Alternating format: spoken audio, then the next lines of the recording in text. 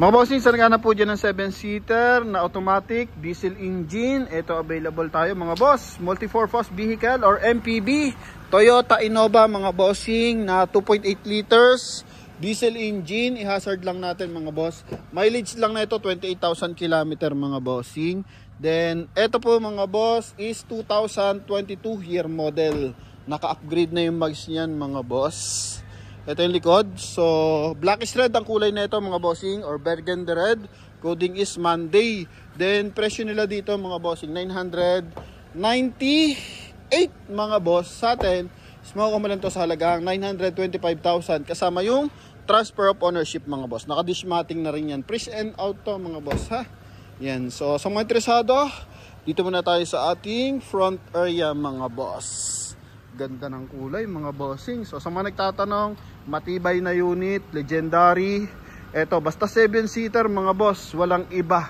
Number 1 pagdating sa market value, then number 1 sa after sales and sa quality mga boss.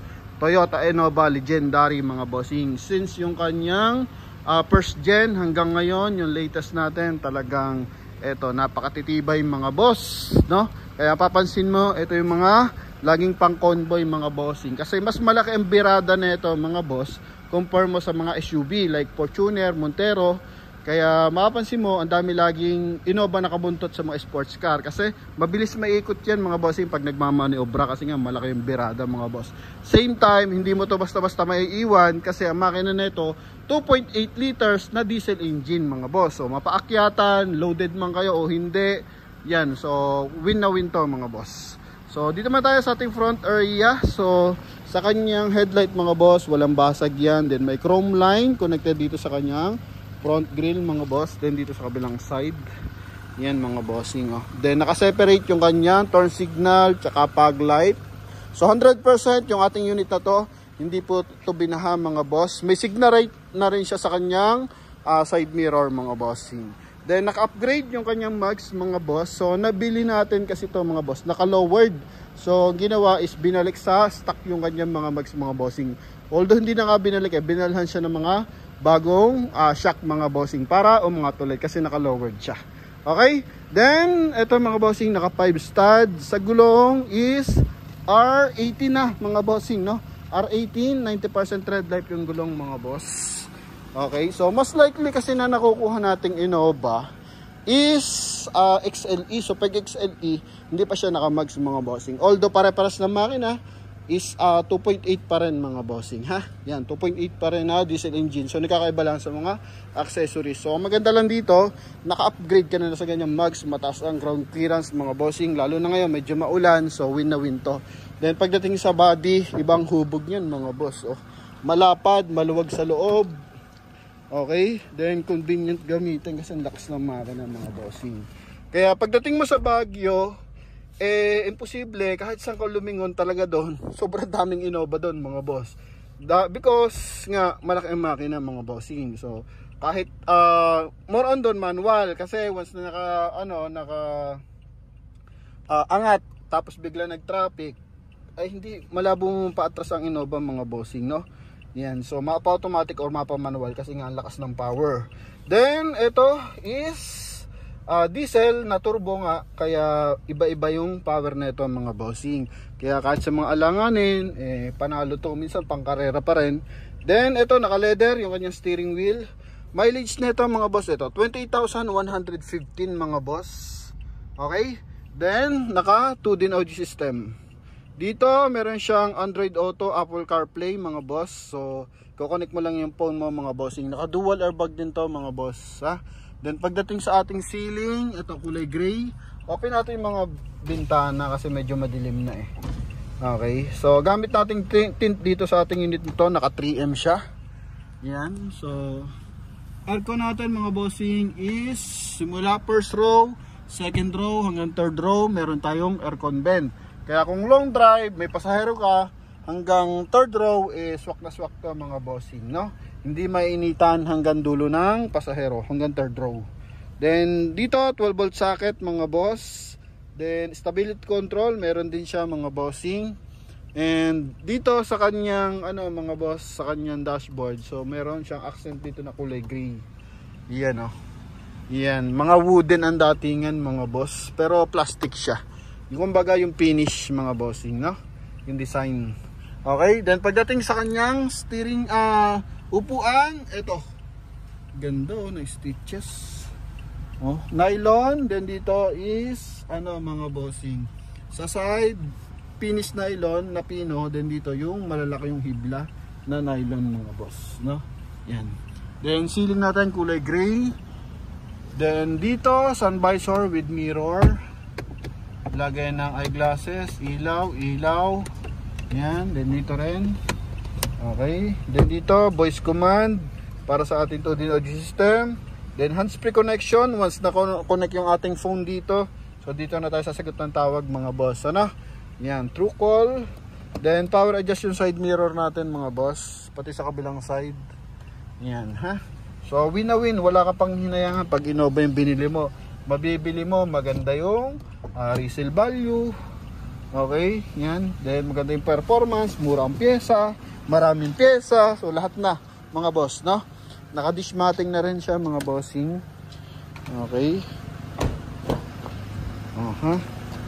Ito yung likod niyan. Then dito second row.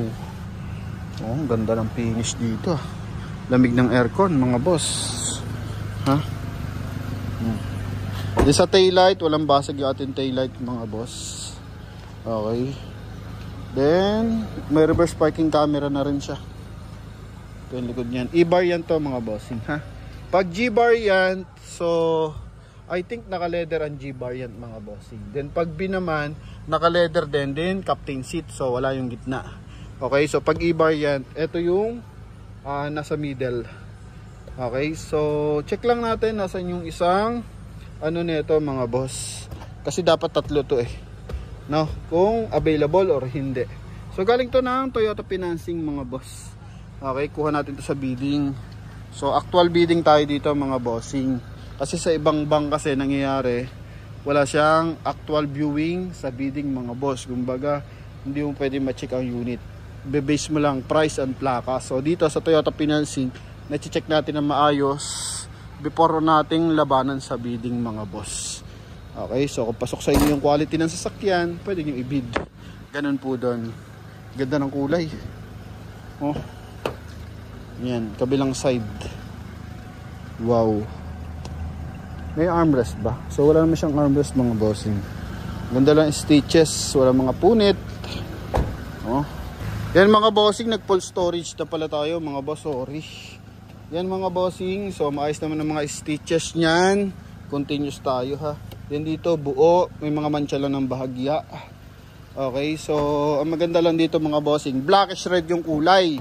So pag blackish red ang kulay mga boss ng unit, pag medyo makulimlim, bandang alas 6, yan, dapit hapon mga boss, ang kulay nito, nagkukulay black yan mga bossing. Tapos kapag maaraw naman mga bossing, kumbaga alas 12, walang ganto, walang sama ng panahon, is kulay violet naman to mga boss, kulay talong. So nag-iiba ang kulay talaga niya mga boss. Okay, so check natin yung ating engine bay. Yan nag-uumpisa na naman yung ulan mga boss. May bagyo. Hindi ko lang sure kung sino yung pangalan ng bagyo mga boss, Yan, di tayo updated. Sorry. So, dito muna tayo sa ating engine bay mga boss. Maayos to mga bossing, Ganda ng baterya, kulay pula. Yung pangalan, Index Neo. So, eto. Walang bahid ng bangga. 100% to na hindi binaha mga bossing. Yan. Ito naman yung kanyang front area, walang bali yung mga panel, buong buo. Dito rin mga boss. Okay, may mga markings pa yan mga bossing 998 ang presyo nila sa atin mga bossing is 925,000 kasama yung transfer of ownership mga boss. Yan, so sa mga interesado, tawag na sa ating contact number na nasa screen mga bossing. Okay?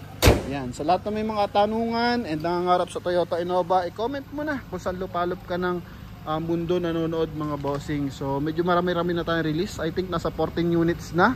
And maraming salamat sa lahat ng sumusuporta sa atin mga bossing.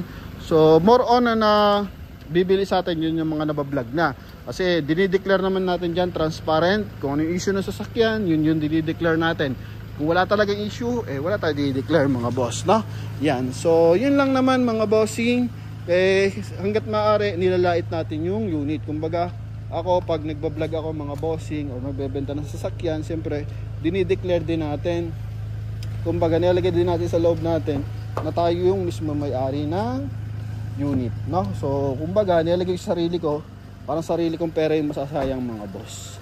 Okay, kaya tuloy-tuloy lang. Maraming salamat sa pagsuporta. Yan mga boss. So kung may concern naman sa unit, binabanggit naman natin lahat. And pag mga minor, yan dinideclare pa rin natin mga boss, no?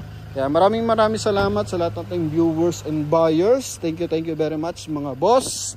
And hoping sa lahat nangangarap na magkaroon ng unit mga bossing, tuloy nyo lang yung pag-iipon mga boss. Hanggat maaari mga boss, wag na po tayo mag-financing. So ako sa promote page, ayaw ko mag-offer ng financing mga boss. Hanggat maaari, kung talagang bitin yung pera nyo, mas maganda mag-apply kayo ng direct sa bangko ng cash loan mga boss, no? Meron tayo dito viewers and buyers, nangyari na sa kanya yan. Taga dito lang, malapit lang yon. So lagi nanonood sa atin. Minsan nakakasalubong pa ako dito. Kulang yung pera niya, parang 150 sa 1,000 lang ang pera niya. Gusto niya sanang i-financing. Sabi ko, boss, huwag ka na mag-financing. Pumunta ka ng bangko, try mo muna mag-loan ng cash loan mga boss. Yan. So kung di talaga umubra, saka tayo papasok ng financing. Then yun, naaprubahan siya, nakakuha ata siya ng 200,000 na loan. So nakabili siya sa atin ng Toyota Vios na manual mga bossing, no? Yan, kaya kumbaga depende sa kapasidad, depende sa kagustuhan mo kung magkano ilo-loan mo mga boss, ano? Kasi pag pera ang niloan mo sa bangko mga bossing, wala kang collateral. Lalo na tawag dito, ang paglo-loan natin is company loan ba ang tawag doon mga boss? O salary loan pala, sorry. Pasensya na, di tayo kasi nagagano kaya hindi familiar. Yan, so pakita ko lang lamig ng aircon So yun mga bossing, try nyo mag salary loan kung sakasakali para at least wala kayong collateral. Kasi once na financing mga bossing, tulad nito, hatak to galing ng Toyota Financing or TFS. So kaya siya nahatak because nagkakaroon siya ng delay sa mga payment, ganon mga boss. So para maiwasan natin yun, utakan din natin yung bangko mga boss. So utang tayo sa kanila ng cash loan, bili natin ng sasakyan. So hindi man natin agad-agad mabayaran yung ating cash loan or magkaroon man tayo ng delay, walang possible na mahatakan tayo ng sasakyan mga boss, no? Unlike pag nag-direct ka ng financing, mataas ang interest, same time possible tayo mahatakan. Pero kung talagang gusto nyo mag-financing, i-assist ko pa rin kayo mga boss, no? Yun nga lang, hanggat maaari iniiwasan kayo kasi alam ko naman mataas talaga ang interest po mga boss. So yun lamang mga bossing, thank you very much, bye bye, God bless. Hoping nakatulong yung ating mga concern and mga payo para sa ating mga soon to be buyers and mga viewers mga boss. Lalo na yung mga nasa OFW, nasa ibang bansa, OFW, hanggat maaari mga boss, pag-ipunan natin, yan. So wag kayong mainip, nandito lang naman si Promote PH. Once na meron tayo available na unit mga boss, so post natin kung magustuhan nyo. Yan, mabibili nyo na yan mga bossing. And thank you sa pagsubaybay mga bossing, no? Sa mga ginagawang almusal, yung ating mga video, yan, nagko-comment pa sa atin, nagme-message boss, wala tayong mga upload ngayon. Pasensya na, laging masama ang panahon sa Pilipinas. And same time, sunod-sunod kasi mga releases natin. And very thankful naman tayo doon mga bossing, So yun mga boss, thank you very much, bye bye and God bless.